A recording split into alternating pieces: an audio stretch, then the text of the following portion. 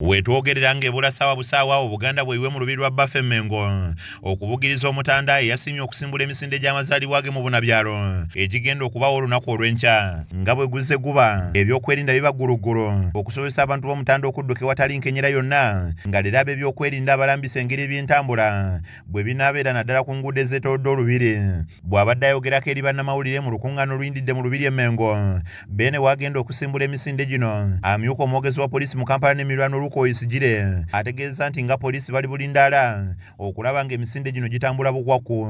Olwaleero lwe lukomekeredde enkuŋŋaanyi ezo era nga twagala obbategeeza nti okutwaliriza awamu tuli beetegefu okuba nti tuwa obukuumi eri abo bonna abagenda okwenyigira mu kudduka kuno olw'ekikujjuko bino era nga tubasaba mujje mu bungi kuba security yoweeri mu makubo gye mugenda okuddukira eri abayitiddwa abagenyi abakulu n'abo abagenda obba nga bakola bizinesi zaabwe okuba nti mubawa obuweereza eri abagenda obba nti badduka. Owesigire yasabye abo bonna abatalina kigendererwa kya kudduka obuteetantala kulinnya mu lubiri nga yenna gwe banaagwikiriza nga yeetabye mu bumenyi bw'amateeka kaakumujjuutuka.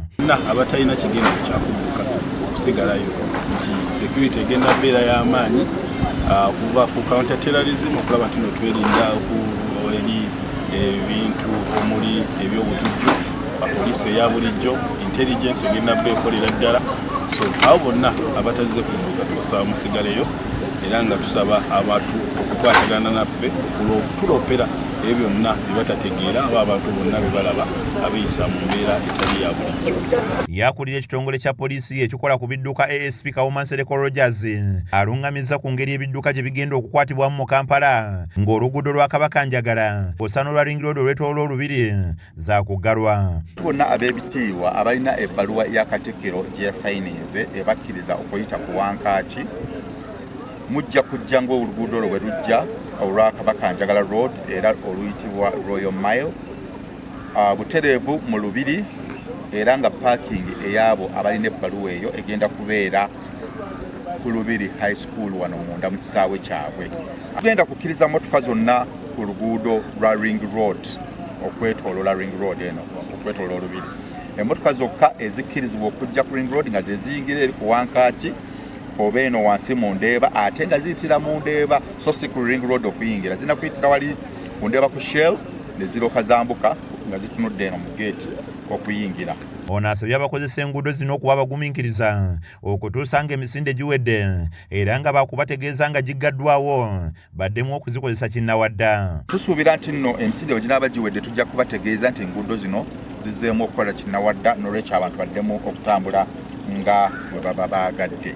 Ye RCC w'eggombolola y'e Lubaga Anderson Bulola nga yakulira ebyokwerinda mu ggombolola eno asabye abo bonna abagenda okwetaba mu misinde gino baleme kwambala ngoye eziraga langi z'ebibiina eby'obufuzi mwe bagwa nga n'emijoozi tebalina kugikyusa wadde okugyambalirako engoye endala. Tuusa okwongeramu ebyabwe okufaanagana n'endowooza zaabwe bajja kuyikkirizibwa kuyingira. Soba wakyusiza omujoozi n'ogwongerako tukusaba ekigendererwa kisigale nga kye kimu. Oba oli wa kibiina ki oba oli wa ndowooza ki oba oli waki omujoozi we tugenda okukkiriza gwe gugukka Ssaabasajja gye yakomishoninga oba gye yakkiriza. Byayongeddwamu tetujja kubikkiriza.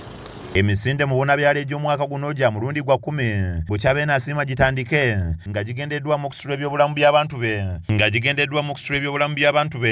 era ng'egy'omwaka guno gya kutambulira ku mulamu ogugamba nti okulwanyisa mukenenya nga abaami be basaale mu kutaasa omwana omuwala tugenda okutuuka mu mwaka ogwa 2030 nga siriimu lufumo. Matiya Sekanjako yakusakidde eggulire lino ku lwa KSTV Agaleero.